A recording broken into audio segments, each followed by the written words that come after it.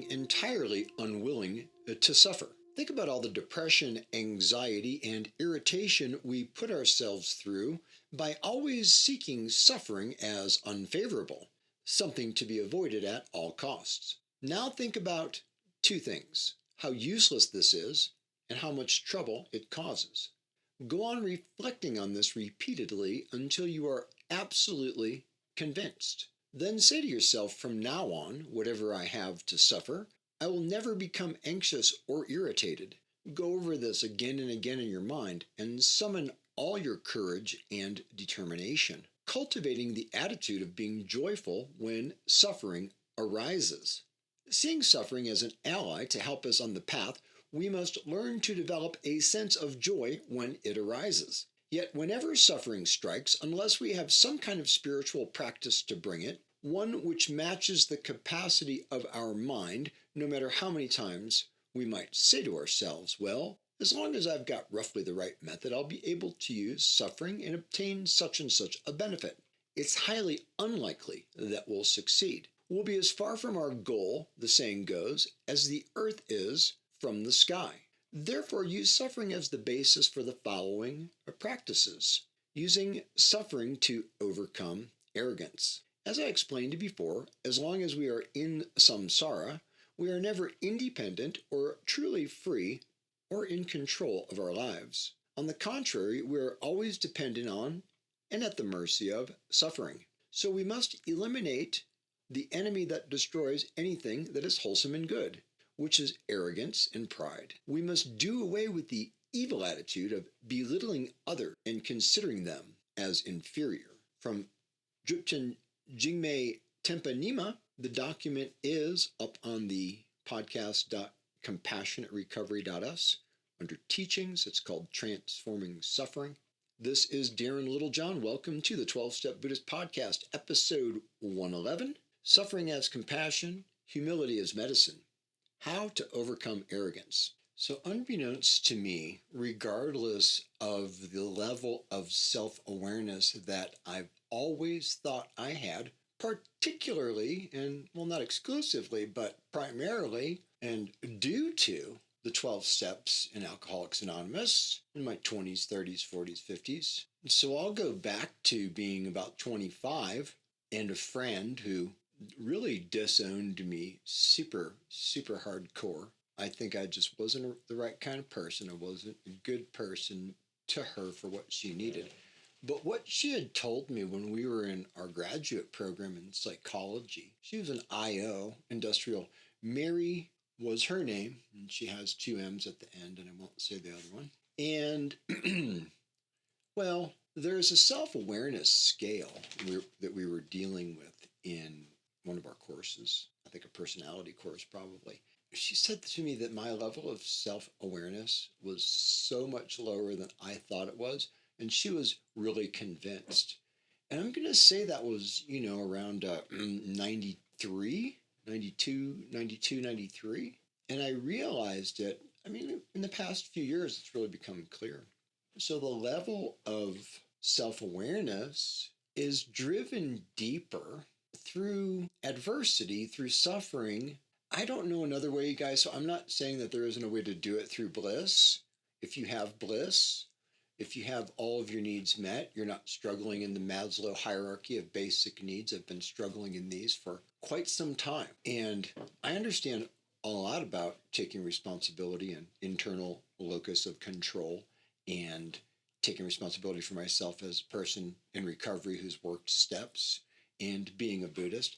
And also I understand that people lied straight to my face. People burned me. I think they think I'm weak because I'm nice. And, I'm not saying, if they knew who I have been most of my life and who I was before I got sober, they wouldn't play those games with me because I was a live wire, ready to go at any time, I got mellow through 26 years of sobriety, 12-4-97, and just a lot of hot yoga. So haven't been able to do the hot yoga in several years, haven't had transportation on and off for several years, in a situation where just imagine it's 3 o'clock in the morning, it's dark, It's about 10 degrees Fahrenheit, which is about -8, I think, Celsius. Somebody can check me on that. Alexa, what's 10 degrees Fahrenheit in Celsius? 10 degrees Fahrenheit is -12.2 degrees Celsius. It's -12, not -8. Wow. So it's pretty dang cold. And, I got to wrap the propane tanks up 3, 4, 5 times, put stuff around them, put aluminum bubble foil around them, the NASA stuff. It's really good. Cover them with tarps, cover them with blankets, keep the snow off, keep the snow from piling up on the sides of them. 3 o'clock in the morning, got to get up. I know it's cold. 3 o'clock in the morning, got to get up, got to go to the bathroom.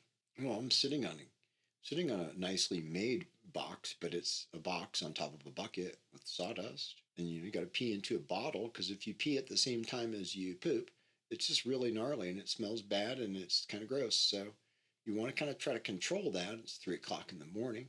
And there's been several mice, and I've got the most humane traps I can find, and I take them.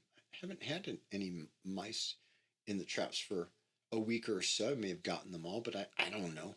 Maybe they're just wise to the trap. But you got to pee, you got to go, you got to deal with all this. You got to take the pee out and go pour it out there somewhere when the bottle's full. Splashes on you. You got to take a shower. We'll plan that out. We'll boil a couple of pots of water. Got to get those at the right temperature, and then get them into the buckets, and then got a handheld battery operated little shower handle hose deal. Pretty rough. Gotten used to it, but it saddens me, it depresses me. I'm a man from California. I'm a man from Portland, Oregon. I'm a man from Silicon Valley, San Diego, Long Beach, Santa Cruz. I've never been stuck in the sticks with no transportation. It's just brutal. And what I'm getting to is really the topic. You may be wondering, why is he going on for 9 minutes about not the topic? Well, it is the topic. And I didn't open with Tenpe today because I wanted to take the time to read that whole section. So let me pull that up. Dodrupchen, Jigme, Tenpe, Nyima.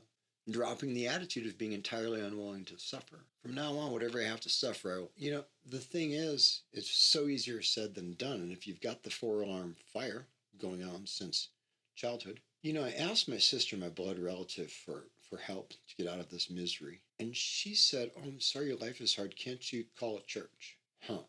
Why did you let yourself get this way? You should have done better for yourself. I'm like, huh. I felt all of this shame and misery of being a child. Really? I felt my whole life. I felt and had an awareness of my whole life as my childhood experience of having deep existential needs, which were not only not noticed, which I had to verbalize, articulate, and make noise about and ask for, but then to have those basic needs denied, whatever it was, emotional needs, however, understanding, clarity, being supported, being understood, not being traumatized constantly and repeatedly and long-term, ongoing. I don't know if you've ever been beaten. Have you ever been beaten? When you're beaten with a razor strap, now my mom made my dad take the razor strap and put that away. That was a barber strap he had hanging in the closet. He used to beat my sister with it, and her sister, my other sister. And I guess did stuff to them, It was a violent, crazy, shame-based, existential chain reaction throughout the family tree. I don't even like calling it a family. It's just like this genetic passing down. But I felt it all come back to me. And it was really sad because I knew that I just knew that how I felt as my orientation to life in the first years of development. When you're beat and you squeal and you squirm and you scream, you're getting beaten more and more, and it hurts more and more, and you're screaming more and more for them to stop, and you're in shock and you're in shock and you don't get out of shock, and they keep doing it. They keep doing it, and then they keep reiterating it and reminding you of it and threatening you about it. And you want something to cry about? I'll give you something to cry about. You want to cry? I'll give you something. And this shaming and this existential whole feeling, because I'm 61 and there's a housing crisis in the country. There's just no way around it. For my entire life, I've never been in this position. I've never been stuck. COVID destroyed it. I thought I had an opportunity. Lived in a camper for 3 years. Thought I had opportunities to get out of the situation, to up level, but I down leveled into this really bare essential, really bare, seeing suffering as an ally to help us on the path. We must learn to develop a sense of joy when it arises. I'm not there yet, people.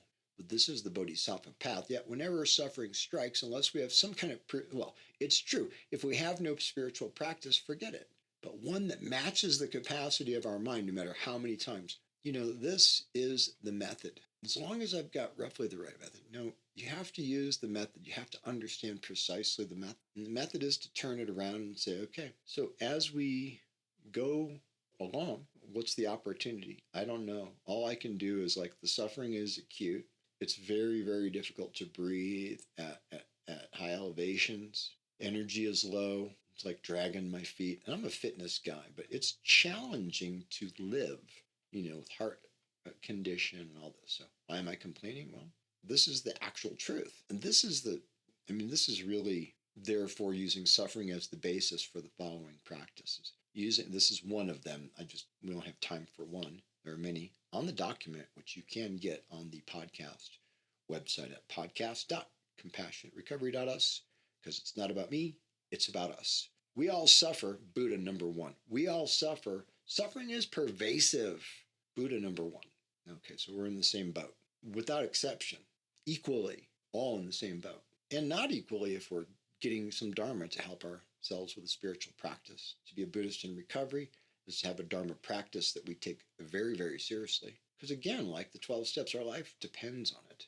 Using suffering to overcome arrogance, as I've explained before, as long as we're in samsara, which is that infinite cycle of birth, sickness, old age, and death that, is really happening in the Vedas and the ancient Hindu teachings before Buddha came around. They also had karma.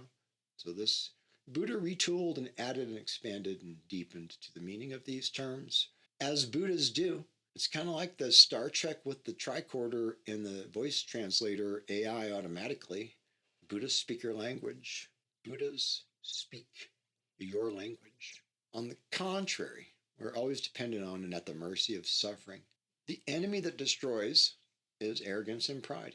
And so, listen, it's our natural instinct to survive in the dominance hierarchy as biological beings, as mammals.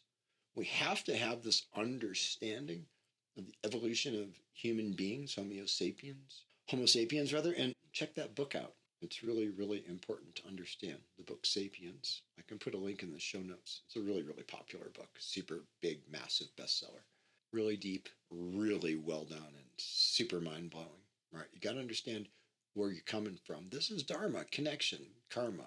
Learn everything that happened to bring us to this point. That science is really good. It's a really, really good book. I actually didn't even finish it. I only got through like 3 or 4 chapters on audio, and I was like, yeah, I got to go pick that back up. But when the suffering is like this, man, you just breathe in. So let's do it. Let it go. And hang in empty space, holding on to nothing. Let go absolutely. So the result was nil. Unless, like the Lama says, if we think, oh, I've got roughly the right method. No, let go absolutely in the 12 steps means let go absolutely in the Dharma. Do you see? Buddha number one, everybody suffers, all beings suffer. It isn't going to end unless we learn the method. There are many, many, many thousands of methods in the Dharma. This is one of them. I understand that this experience of suffering is humbling. The arrogance that as an addict, we used to say this in AA, the alcoholic is the only person, an egomaniac with an inferiority complex who, when laying in the gutter in his own puke and bile, can look up at the passers-by with lives and say, yeah, they don't know what that, and have this, you're right, still. And that's a direct story from an old-timer AA guy at a speaker meeting a long, long time ago. That guy got sober and then became the guy who was in the tower with many, many millions looking down at the street corner where he got sober laying in his own puke. That was the classic story. But, those Clancy Ibmislund really taught all the speakers to go to Toastmasters. He really trained everybody to be what AA speakers became. Really powerful, a lot of it. But a lot of these people I learned quite early on were not in real health, not in real emotional, mental, spiritual sobriety. So I've been on this path a long time, since 84, y'all, and I'm still working on it, still putting out material for you on it as constantly and consistently as I possibly can. Please buy the books, 12-Step Buddhist. You can get that anywhere. Compassionate Recovery. Get it. Read it. I told my sister, I go, the reason why is from the beatings. When you get beat that young, just read the book. I told her I wrote a 440-page book on it. Read it if you care about me. But her basic deal was, I was very clear. I'm dying. I really feel like I'm dying. And the answer I really got back was, okay, well, peace. God bless you. I'll pray for you. Okay? So that's blood. And people who are not blood are much, much kinder. AA friends, Dharma friends, yoga friends, people I haven't even known very long that I just ask for help because I need it. So, Buddhists have begging bowls. Mine is like really, right now it's been housing. So, I'm consistently at work on solutions. I'm just saying, when the suffering is stripping you down, stripping you down, stripping you down. I'm at the point where to recover from this is going to be and will be the greatest accomplishment of my life. And I include decades of sobriety. I include, writing best-selling books. I include everything in that. So how can I just get humble? How can I find humility? You just breathe in. Let it all dissolve. Exhale. Be so still. Don't let anything even quiver. Just relax so much that you're so still you don't let anything even move at all. Hold that focus. Know your Buddhist seat. Breathe in. Ground it. Exhale. Let it go absolutely. Not a little bit. Not just about. Not kinda. Not roughly. And in that moment on the exhale, we really can let go absolutely. And there's more to learn on that. Plenty. Look up Yantra Yoga. I can put a link to that if you like. So Yantra Yoga and Sapiens, mental note. So the suffering, we just have to not fight it. Can't fight it. It's going to happen. We're going to transform it. It doesn't transform into joy by looking at it and going, oh, this suffering is joy, and some perverse masochism. No, it's really more like when I transform by turning my thought resolutely to the Dharma, to the teaching, to the principles, to the practices, to the Bodhisattva path, to the benefit for others. And I pray. Pray like it all depends on God, and work like it all depends on me. Right? Gone, gone, gone to the other shore, realizing we had never left. Breathe in. Empty space. Exhale. No reference point. Pure awareness. You can feel it prickling on your skin. Watch the thoughts bubble up and let them float away. Don't follow. Don't engage. Let it go. Oh, let it go absolutely. The Buddha says let go of your entire concept of self. Turn it over. Completely let go of who you think you are and be completely present in the moment as it is. Inhale. Suffering or not suffering. Let go of everything bad or good, samsara or bliss, nirvana. Exhale. In the empty space, we see the dualism. And we don't need it. We don't need to fall into that trap, says Buddha, finger on the earth, pointing to the ground, being the ground, being grounded. So this calms the arrogance, and the arrogance that we take to the teachings. So I went to my teacher in around 2007 or 8 in Spain, in fact, and I asked for something. And when he said, we'll see. I just remember just my energy and my everything for even several lamas, several teachers. I'm sure they could see my arrogance. I couldn't see it. So if you want to accept it and you get older and you make it to 61 and you still don't drink and you don't use addictive things or addictive relationships, wait till my book comes. Wait till that book comes. I got to get clear, get serene, get stable, and get into some really good housing that is mine and not have to worry about others. Back to what I was in, even though I was poor and in a small space in the camper, that was mine, and no one else could influence that. So I really need to get back to my practice in a certain way, get the balance, produce my books, produce my works. But the adversity, I just have to transform by exhaling, inhaling, praying. asking please on my hands and knees, please help me, please guide me, please help us get this stability. I'm a serious spiritual practitioner on the path, and I really need help. And I'm really praying hard, and I'm really doing everything I can. And prayer changes things. I'll leave you with that. In order to overcome our suffering, we need to not resist. We need to be completely open and experience the moment before perception, before decision making, analysis, emotional, just the pure moment. This is the pith of Zen and the Zen instruction I got from Joko Beck. Life as it is, the only teacher. Inhale. Do nothing, don't meddle. Exhale. Let wisdom unfold. It works if you work it. All right, y'all. See y'all next week. Get the books. Send a donation over on the podcast website, podcast.compassionaterecovery.us. There's a PayPal button there. I appreciate you. Buy those books. Get a copy of the 12-Step Buddhist for someone you love. Compassionate Recovery, please. Hit me up if you're a therapist. I'll send you some. The thing is, that book really tells the story of how we got here. It really helps us understand where we're going. We'll talk more about everything again next week. Until then, peace out and namaste. The ground, being grounded. So this calms the arrogance, and the arrogance that we take to the teachings. So I went to my teacher in around 2007 or 8 in Spain, in fact, and I asked for something. And when he said, we'll see.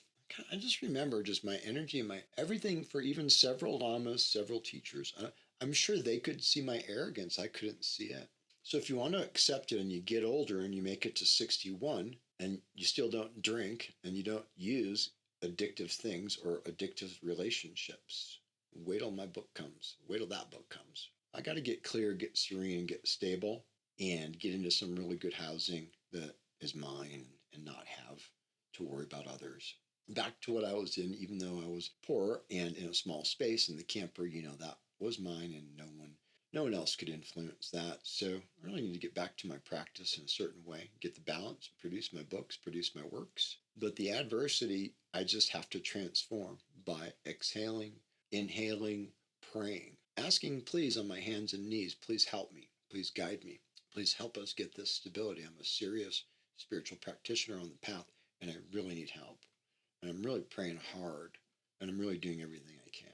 And prayer changes things. I'll leave you with that. In order to overcome our suffering, we need to not resist. We need to be completely open and experience the moment before perception, before decision making, analysis, emotional, just the pure moment. This is the pith of Zen and the Zen instruction I got from Joko Beck. Life as it is, the only teacher. Inhale. Do nothing, don't meddle. Exhale. Let wisdom unfold. It works if you work it. All right, y'all. See y'all next week. Get the books. Send a donation over on the podcast website, podcast.compassionaterecovery.us. There's a PayPal button there. I appreciate you. Buy those books. Get a copy of the 12-Step Buddhist for someone you love. Compassionate Recovery, please. Hit me up if you're a therapist. I'll send you some. The thing is, that book really tells the story of how we got here. It really helps us understand where we're going. We'll talk more about everything again next week. Until then, peace out and namaste.